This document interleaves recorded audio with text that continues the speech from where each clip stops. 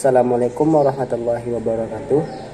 Perkenalkan, nama saya Rijal Kotsa Firdaus, NIM 1911 2521. Saya berasal dari kelas PAI 3A semester 3. Di sini saya akan menjelaskan sedikit dari materi saya yang berjudul Adab Bernegara dan Adab kepada Pemimpin. Adab adalah norma atau aturan mengenai sopan santun yang didasarkan atas aturan agama, terutama agama Islam. Norma tentang adab ini digunakan dalam pergaulan antar manusia, antar negara, dan antar kaum. Yang kedua itu bernegara. Bernegara adalah manusia yang mempunyai kepentingan yang sama dan menyatakan dirinya sebagai suatu bangsa, serta berproses di dalam suatu wilayah Nusantara dan memiliki cita-cita yang sama.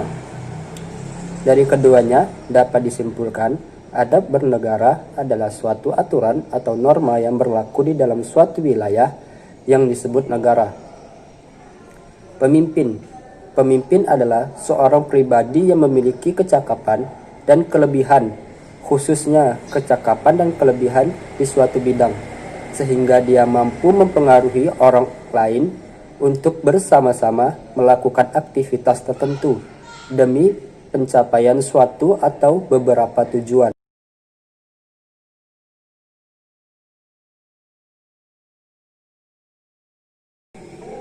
Baiklah, kita lanjutkan ke sesi pertanyaan. Pertanyaan pertama yaitu bagaimana etika mengkritik pemimpin.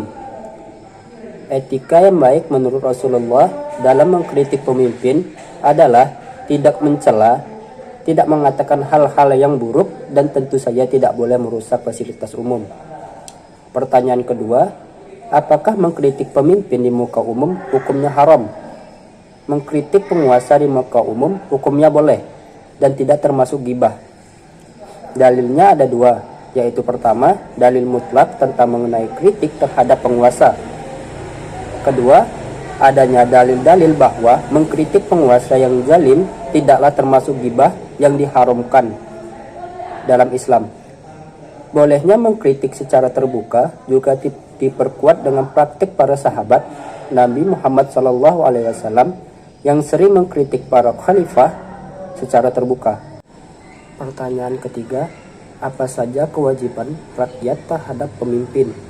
Yang pertama, rakyat memiliki kewajiban untuk taat kepada pemimpin baik zahir maupun batin di setiap perintah ataupun larangan selama tidak dalam hal maksiat. Yang kedua, memberikan nasihat dengan metode dan adab yang baik. Yang ketiga, tidak mengumbar aib pemimpinnya. Pertanyaan keempat, apa saja kewajiban manusia sebagai seorang pemimpin? Yang pertama, mempertanggungjawabkan apa yang menjadi tugas dan amanahnya. Yang kedua, mampu memberikan manfaat kepada orang lain.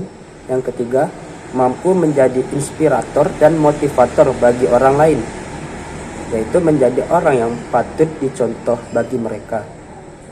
Pertanyaan kelima, apa saja hak kita sebagai warga negara? Yang pertama, hak untuk hidup, hak atas pekerjaan dan penghidupan yang layak, hak membentuk keluarga dan melanjutkan keturunan, hak atas kelangsungan hidup, hak untuk mengembangkan diri, hak atas pengakuan, dan hak untuk memeluk agama. Pertanyaan keenam, bagaimana etika bernegara dalam Islam? Etika bernegara dalam Islam jelas menjunjung tinggi nilai-nilai kemanusiaan karena Islam mengutamakan prinsip musyawarah. Pertanyaan ketujuh, bagaimana cara kita memilih pemimpin yang sesuai dengan syariat Islam? Yang pertama, pemimpin haruslah mukmin, yaitu beriman kepada Allah. Yang kedua, haruslah amanah. Yang ketiga, harus alim. Yang keempat, harus rajin menegakkan ibadah. Yang kelima, gemar berzakat dan sedekah. Yang keenam, adil. Dan yang ketujuh, jujur. Pertanyaan kedelapan, bagaimana cara kita jika kita sebagai warga negara melihat warga yang lain sedang melanggar perintah atau aturan? Apa yang harus kita lakukan? Pertama, ya kita harus memperingatkan dia bahwa yang dia lakukan itu salah Lalu kita beri pemahaman kepada dia agar selanjutnya tidak mengulangi kesalahan yang sama. Pertanyaan ke-9, apa saja kewajiban kita sebagai warga negara? Yang pertama, wajib mentaati hukum dan perintah.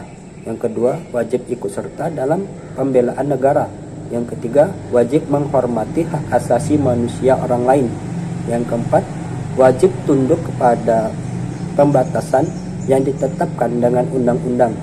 Yang kelima, wajib ikut serta dalam usaha pertahanan dan keamanan negara. Pertanyaan ke-10, mengapa Islam memerintahkan untuk taat kepada pemimpin?